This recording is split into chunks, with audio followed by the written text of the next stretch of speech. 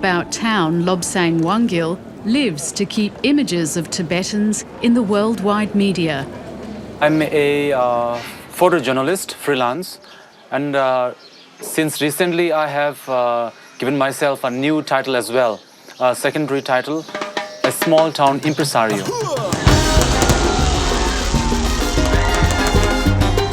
Every year, he sets the town talking with his own provocative challenge to Tibetan traditions. There wasn't much Tibetan women's creativity or women's participation in terms of, show and entertainment. So Miss Tibet popped up. I devised the pageant in such a way that it has all the, in Hindi word we call it masalas, the ingredients of all kinds of spices. There is politics, there is social, there is fun, entertainment, education, culture, everything. Explicitly, it is about empowering Tibetan women, young Tibetan women. Implicitly, it asserts Tibet as a nation and Tibetans as a people. A very important message is there. And young Tibetan women are hearing Lobsang's call. In Australia, graduate nurse Dolma Drymedtsang sharpens her moves. I'm going to do Miss Tibet and hopefully I win. Dolma arrived in Australia 6 years ago as a refugee and established her new life in Melbourne. I escaped from Tibet with my sister when I was 8 years old. Living in this country is a strength for me because I never felt when I was back in India, I thought I won't be able to help anyone, just myself maybe to feed my stomach, and I never thought that I would be able to achieve something in life. But now it's changed. I feel like all the doors are open for me, if I wanted to, everything is possible. Everything is possible. Dolma, chin up, shoulders back. Relax. Dolma's team has a secret weapon for the catwalk. In the pageant, the most sort of, evocative symbol that we thought of was the Tibetan flag. Dolma is the first Australian ever to enter the Miss Tibet pageant. I'm doing Miss Tibet because it will give me a platform to talk about Tibet's issue. Her expectations high after months of preparation, now Dolma is ready for India. This is my beautiful dress that I'm going to wear, my evening gown. Thank you to all the girls. Your winning girl. This dress is for all of you.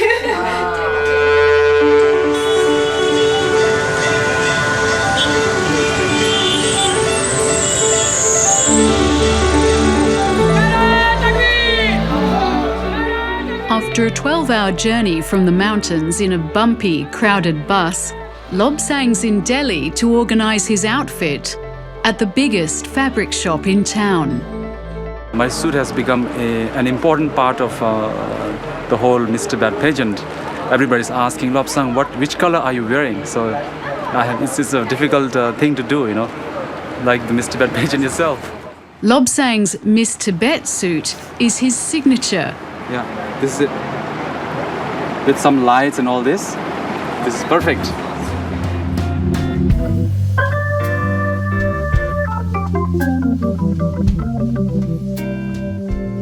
Arriving in New Delhi's 42-degree heat, Dolma too needs to go shopping for cooler cottons. How's this? Just like a cotton. I would look. And then reconnects with old schoolmates who are in their 23rd day of a hunger strike, protesting another Chinese crackdown in Tibet after shocking self-immolations by monks and nuns fighting Chinese authority. I'm going to show all my support today for them. They're doing a great job and I'm so happy for what they're doing, and I'm always after there to support them. To be Tibetan is to be an activist. With a few days to go before she's due in Dharamshala for the pageant, Dolma visits Tibetan settlements where she grew up, meets a sister-in-law she's never met before, and prays with her at the nunnery for the removal of all obstacles on her path to win Miss Tibet. I feel there will be no problem on my way back to Dharamsala and to the pageant. So I think I'm safe. I feel safe.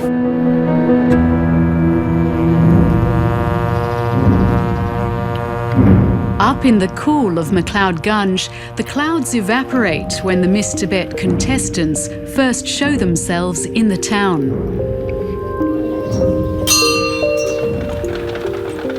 I just love MacLeod Gunge. It's such a spiritual place.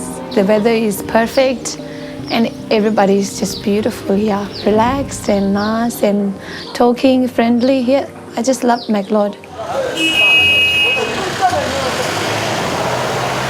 The pageant takes over a local hotel. Two to a room, the contestants have just 7 short days to rehearse and prepare everything for the 3-day spectacle. From their first official outing, the girls learn that in downtown MacLeod Gunge, it's hard to be elegant all the time. There are 6 contestants, 3 from India and 1 each from Australia, Switzerland and the USA.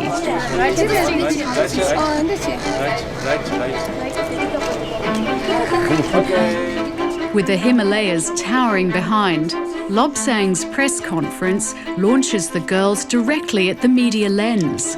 I'm very happy and honored to announce the 10th anniversary of the Miss Tibet pageant. And like bees to honey, the journalists love the assignment, knowing the front page potential. Tenzin Ketcho from Minneapolis has catwalk experience. She holds the crown for Miss Tibet North America. Because I'm representing all the Tibetan women from the North America. Business graduate Tenzin Sangmo, a popular local entrant, is tall with a model's good looks. At 17, Tenzin Yankee from Switzerland is the least experienced. Hi everyone, I'm the youngest here of the 5 girls. My name's Tenzin Yankee, I'm 17 years old. I think all girl looks very intelligent and beautiful and I have to take it really serious. So hopefully I'll do it. Surrounded by beautiful young women, Lobsang is right in his element. A Tibetan Hugh Hefner with a political message and the showmanship to pull it off. Miss Tibet pageant has elements of both dividing and uniting factors. Like His Holiness the Dalai Lama, he said, if there is Miss Tibet, there should be Mr. Tibet as well. Otherwise, there is inequality. This is his view. His views about a beauty pageant is physical appearance, physical beauty is important, but inner beauty is more important.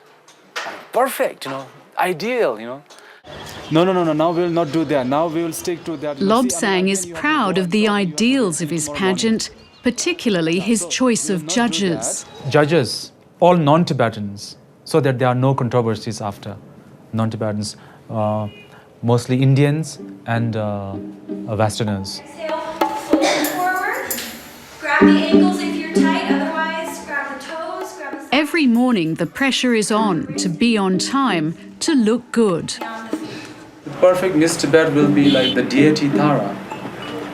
Tara is, in Buddhism, the most perfect woman. I'm on my next roll painting now. Because of this yoga is killing me. There's no time to rest before the next photo call for Lobsang's website. Very good.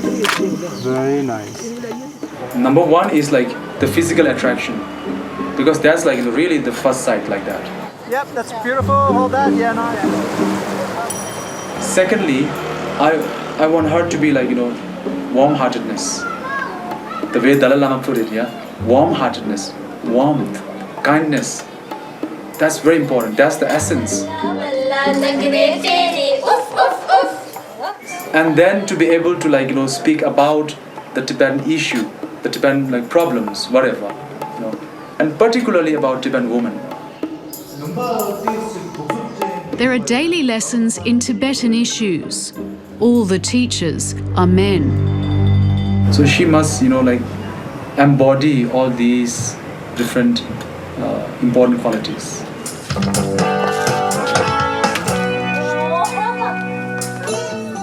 Halfway through their training week, the contestants are exhausted. I'm gonna be sick tomorrow. I don't want to go to yoga. I'm already tired from here. You have to go to yoga tomorrow again. I don't think it's possible. When there's a competition, we are, girls are like a cat fight, right? But we are not like that.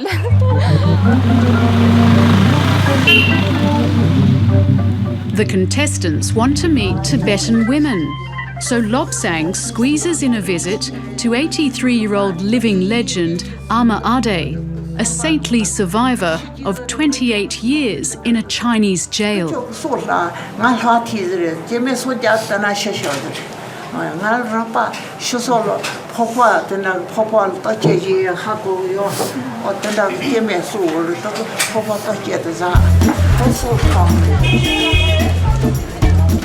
With Lobsang's chaotic schedule, it's almost impossible to find a little time for the essential girls' trip to the beauty parlour. I've never done my waxing for the private things. Dolma lets no obstacle get in her way. Oh my god! Look at that! I've done everything. It's just no hair at all. Look at that. Tell me that. No, it's good. It's not bad. I'm scared actually. I was so scared and embarrassed. I don't want to do it. While Lobsang mans the phones, Dolma organises a private rehearsal away from the hotel. She needs practice with a microphone to get her confidence back.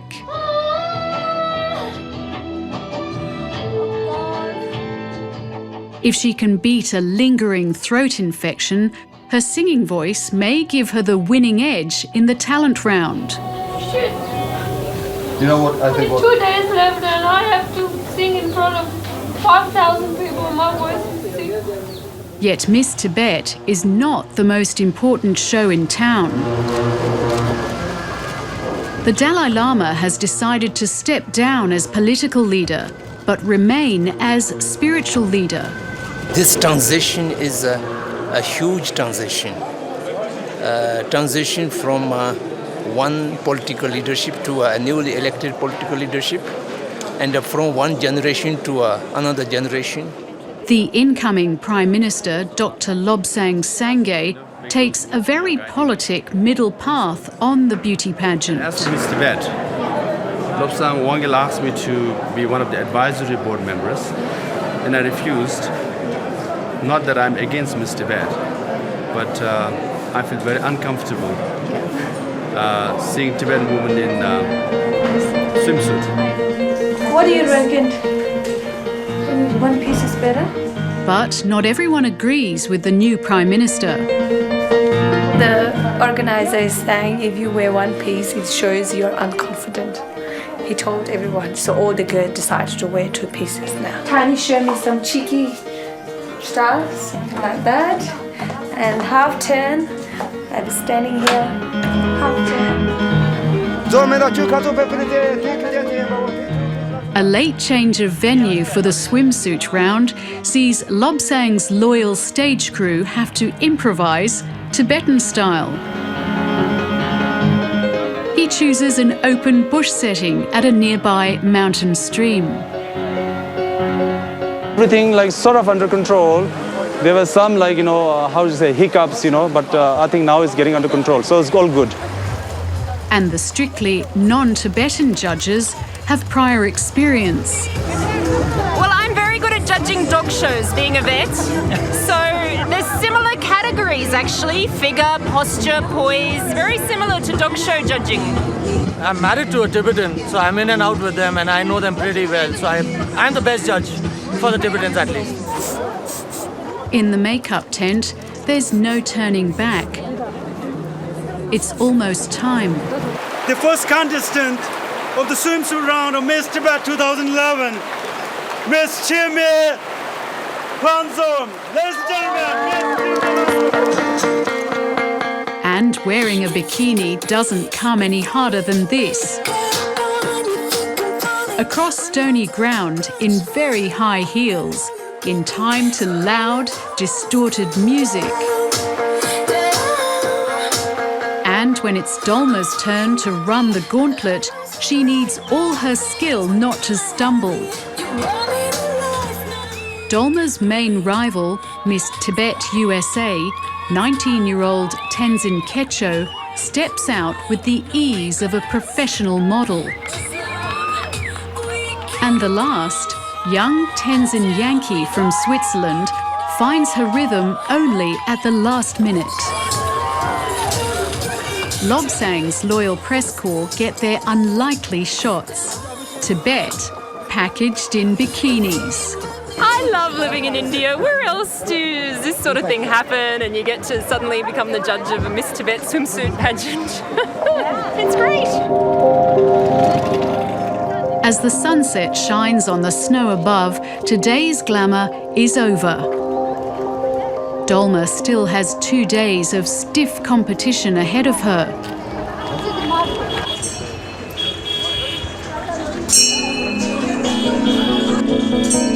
The new morning brings Miss Tibet to the front pages again. Lobsang's media equation worked perfectly. Pretty girls in small bikinis mean big exposure in the newspapers. I got the highest mark for the sim round. I'm feeling very confident for the rest of the evening tonight. We have a talent rounds, talk rounds. All I have to do is show my talents and the talk round, which I think I'm kind of ready.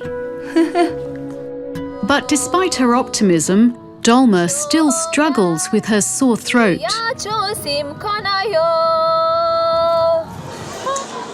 While the theatre fills to capacity, backstage, getting ready, it's a family affair. The contestants all fear the talk round. At only an hour's notice, they have to speak in English to a Tibetan topic drawn from Lobsang's ballot. Here are the questions for the 6 girls. Dolma's subject is highly charged. Recently heard news of tension and crackdowns. What exactly is happening and where is this taking place? She must talk about the recent self-immolations by monks and nuns inside Tibet.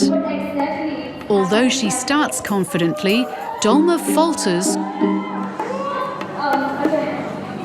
but recovers well. So due to the distrust, they took him to the monastery. So the Chinese recognized the struggle.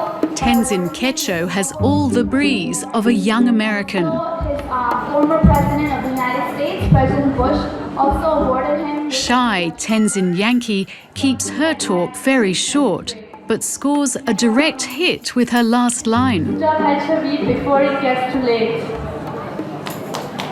And don't forget to use condoms.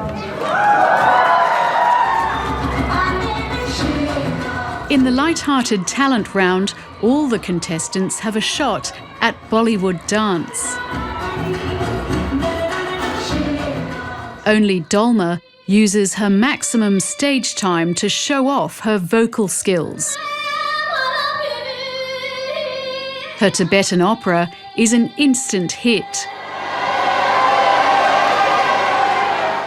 And her voice holds up for the difficult freedom song.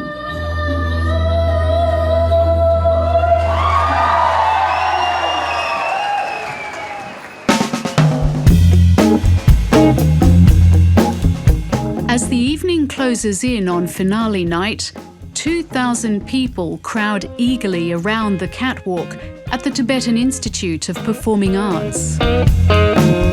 And we're coming up with our questions for tonight. Yeah, we're about to draft our questions as well. Collaborate so we don't ask the same thing.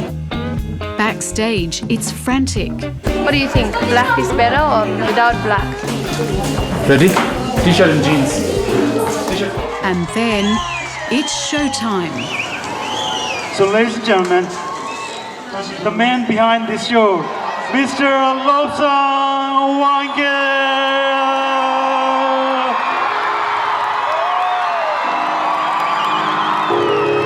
It's Lobsang's night of nights, and time for him to shake that silver suit.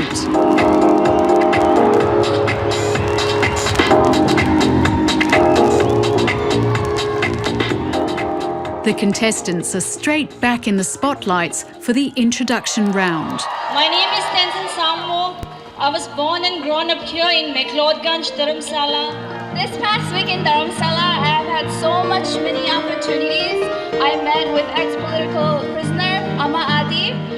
For me, Miss Tibet is not just a beauty pageant, but it is a political act.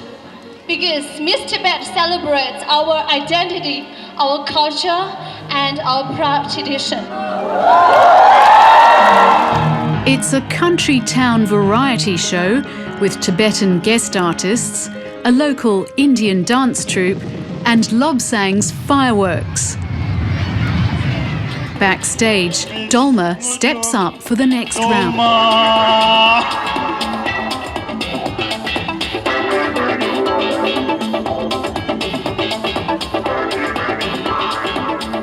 It's time to launch her secret weapon.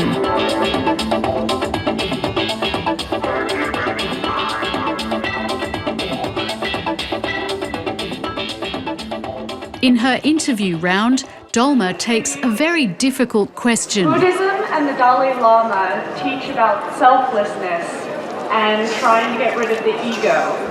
And yet this is a beauty pageant. How are you reconciling that as a representative of Tibetan Buddhism? And acquits herself well in response. I totally agree with you that inner beauty is more important than the outer beauty, because outer beauty lasts just temporarily. You are beautiful, but if you are beautiful inside, you are beautiful forever. And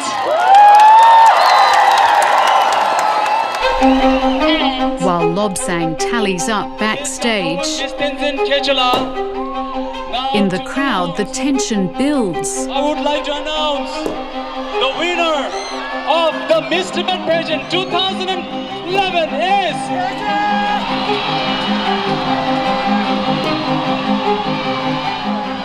And the winner is Miss Tenzin Wangyal. Tenzin Wangyal's win is a shock result, and no one is more surprised than the young Swiss Tibetan herself. Dolma from Melbourne is declared runner-up. And Lobsang struts the silver suit once more. In the dressing room, Tenzin Wangyal's family gets ready to party. Party all night without alcohol. And the other contestants each try to come to terms with the surprise results. I was expecting KJ to win, but finally Wangyal win, and I don't think Wangyal should win. I think KJ should win because she deserves that. Tenzin Ketcho is philosophical. At least one of us won, and I guess I just have to wait for another chance at my opportunity. While Dolma is strangely quiet. The following morning, there's still such dismay about the results that the girls meet. I think Lobsang Wangyal cheated. He's a fraud. Everyone knows that. We want to know the truth. We want to know how did the process go. In solidarity, the girls decide to confront Lobsang. I decided to come to this pageant because I saw you as a good idol Tibetan men who want to promote Tibetan, you empower Tibetan women. When Dolma calmly asks to see the marking sheets, Lobsang conveniently claims to have lost them.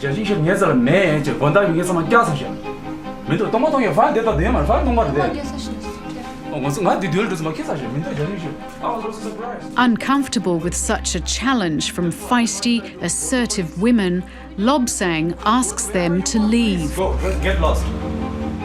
Dolma firmly stands her ground, determined to get a truthful answer about the marking.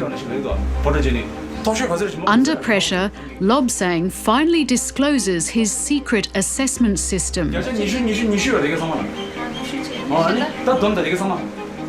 He reveals that the non-Tibetan judges are in control of only 25% of the evaluation. The other 75% of the assessment process is totally in Lobsang's hands. So much for his non-Tibetan judges. Dolma loses her cool. She feels strongly that Lobsang has manipulated the results. Good, great. Please don't forget your bag. But you are a fraud. Yeah, I am. Please. Miss Tibet should be someone who should be calm and, listen and be respectful and see. If this is how Miss Tibet will be, oh my God, no way.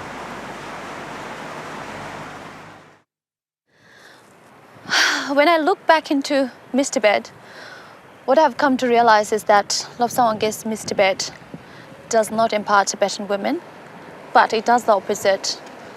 It actually disempowers Tibetan women. So I believe the only way it could have any values is if it were run by a woman.